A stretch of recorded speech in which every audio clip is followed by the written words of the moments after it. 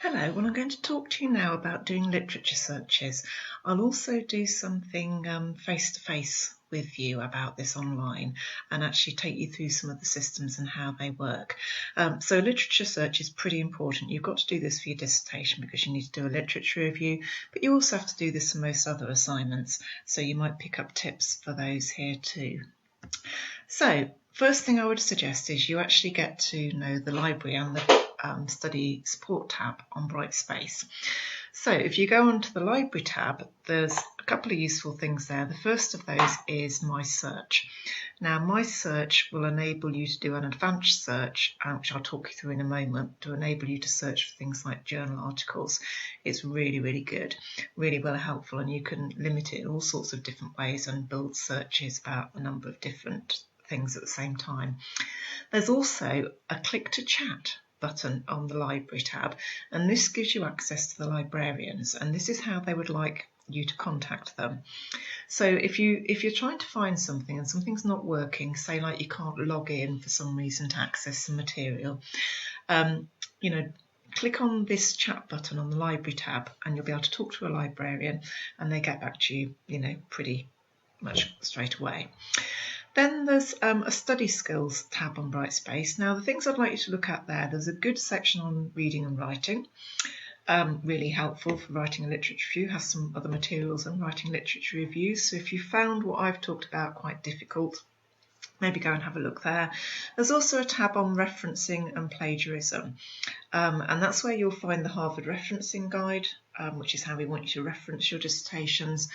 But there's also a tab on plagiarism, and there's quite useful materials there, and I believe there's a video there which I'm being very helpful in terms of students understanding, where they might find themselves accidentally plagiarising things. So it's actually very good for your awareness. Another thing on the Study Skills website is there are workshops, so you can sign up for a workshop there, and they do actually have them on literature reviews. I don't actually know how they will be running them at the present time, but I imagine they will be doing things, but it will be online. So have a look there. And then one of the things you want to do in your dissertation is search for journal articles. Journal articles represent the most current, up-to-date materials on a topic, and also the highest levels of research. So they are better sources than books and industry reports. So, they're the top quality materials that we want you to be using in your dissertation. Now, what I would suggest is before you start a search is do a quick brainstorm of search topics. So, for instance, I've been recently doing some work on business travel and how this has changed during lockdown. And I wanted to search what was known about business travel, and in particular I was interested in social equity issues in relation to perhaps women not having as much opportunity to travel for business as men due to caring responsibilities, or people with disabilities having similar constraints on travel. So I used obviously the term business travel, but also there's other ways it could be described. So it could be described as business tourism. So that was something else that I put in. And then when I was thinking about the social equity issues, well, there might be other ways this is described. So it might be things to do with gender, disability. So again, I built up a list of search terms so that I could search multiple times with different combinations of terms. And that helps me find more materials. And a few words of warning here. Those of you studying event management has a quite broad meaning. So for instance, when you search event management, you often get medical materials pop up because people often talk about managing events and event management in a medical context, like if someone has a heart attack. So you have to be a little bit cautious because sometimes search terms which seem really obvious to you throw up a whole plethora of other stuff which isn't relevant. So if I'm searching for materials related to event management, I often think about the specific type of events I'm interested in, whether that's business events, meetings, festivals, cultural events, and use those search terms because they can be more helpful. So once you've got a list of terms, you can actually go into on My Search, go into the advanced search option. Now, things I'd recommend here is, first of all, tick full text. It's one of the options down the screen a bit. This means we have BU access, so you don't therefore do a search and find a whole load of materials that you can't immediately get hold of. And then I'd also suggest ticking peer reviewed, because this actually gives you the academic journals as opposed to just general news items. And then also another thing I suggest is to consider limiting the date initially, because one of the things that you will find is, sometimes in areas there can be a huge amount of work, and particularly when you're doing a broad level search at the start, it might be worthwhile just limiting it to the last 5 years, for instance, or if you're looking at a particularly prolific area, maybe the last 3 years, just to get an idea what's out there. Then you'd go back and probably cast your search wider once you've got a much more specific focus. But that's one way to do it. And then other things you might want to look at in your literature review is market research reports. Again, on the library tab and My Search, you can look for things like that, but also we have subject resources. So for all of your different programs, there are different subject resources, and they will point you to materials that are most relevant to you. So, for instance, I quite often use Mintel reports, and that will pop up, I think, for all of you. But for, certain areas, there might be more specific market research reports and databases that are useful. So have a look through the subject resources. But if you actually know, I'm looking for a Mintel report, then just go straight to the A to Z of resources, and you'll be able to click on the links and find it there. And again, you'll probably find that when you're accessing off campus, you'll need a login. So I've sort of mentioned, as I've talked there, a number of different kinds of materials. And what I've got here is a diagram just to try to indicate to you what are the best sources to use and what's not so good. So start off journal articles.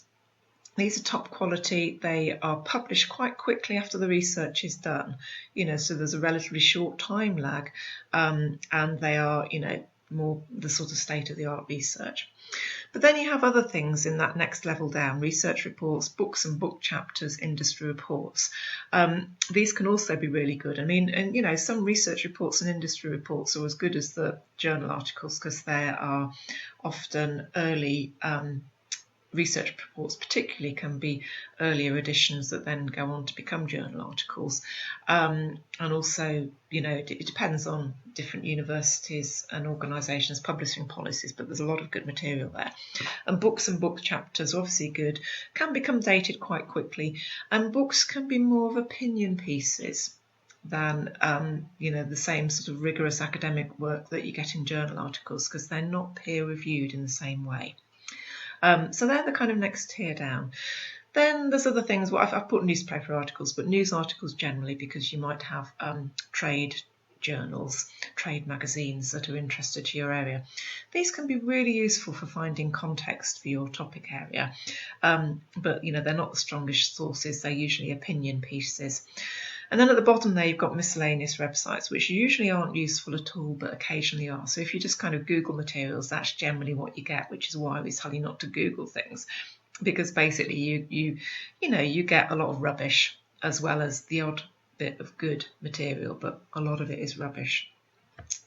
So in terms of, I've talked about this, I think, under my main literature review session, but think about the usefulness materials. Look at the abstracts of journal articles, index contents pages of books to work out whether it's relevant, and think about things like the currency, the relevance to your topic, who or what was studied. If you want more on that, go back to my literature review overview slide video.